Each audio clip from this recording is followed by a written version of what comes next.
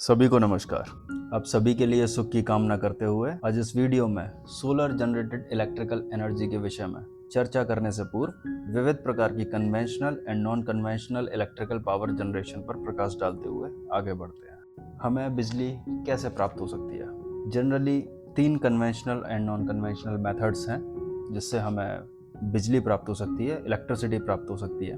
पहला, electrical turbine की help से। दूसरा, इंटरनल कंबशन की हेल्प से। और तीसरा, सोलर की हेल्प से।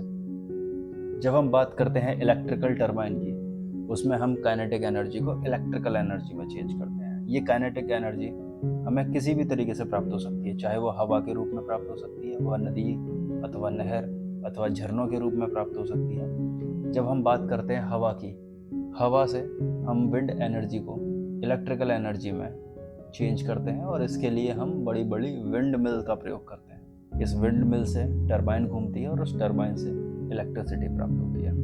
दूसरा, स्ट्रीम से। स्ट्रीम धाराएं, या धाराएं हमें पानी के बहाव से मिलती हैं। ये झरनों के रूप में प्राप्त हो सकती है, ये बांध बना के फिर पानी गिराकर प्राप्त हो सकती है, ये बहती हुई नदी से प्राप्त हो सकती है, बहती हुई नहर से प्राप्त हो सकती है। इसमें रहट टाइप का सिस्टम लगाकर हम टरबाइन को घुमाते हैं और उस काइनेटिक एनर्जी से, उस गतिज ऊर्जा से हम विद्युत ऊर्जा प्राप्त करते हैं। तीसरा, हम न्यूक्लियर एनर्जी का प्रयोग कर सकते हैं। न्यूक्लियर एनर्जी से हम पानी को अथवा किसी लिक्विड को गर्म करते हैं। उस गर्म करने से हम लिक्विड स्टेट को गैसियस स्टेट में बदलकर अगेन टरबाइन चलाकर इलेक्ट्रिसिटी को प्राप्त कर सकते हैं। नेक्स्ट हम मूव करते हैं इंटरनल कंबक्शन इंजन पर। कंबक्शन इंजन में हम केमिकल एनर्जी को मैकेनिकल एनर्जी में चेंज करते हैं और उस मैकेनिकल एनर्जी से हम इलेक्ट्रिकल एनर्जी को प्राप्त करते हैं। इसमें हम प्रायः डीजल, पेट्रोल, एलपीजी, सीएनजी आदि ईंधनों का प्रयोग करके हम विद्युत का निर्माण करते हैं। नेक्स्ट हम आते हैं आज के टॉपिक का सबसे महत्वपूर्ण स्रोत, सूर्य पर, सोलर एनर्जी पर। सोलर एनर्जी में भी 2 प्रकार से हम बिजली का निर्माण कर सकते हैं, विद्युत का निर्माण कर सकते हैं। एक, सूर्य की किरणों को एक्यूमुलेट कर एक जगह पर एकत्रित कर हम अत्यधिक हीट उत्पन्न करते हैं। उस हीट से अगेन हम किसी लिक्विड को गैसियस स्टेट में बदलकर टरबाइन चलाकर इलेक्ट्रिसिटी का निर्माण करते हैं।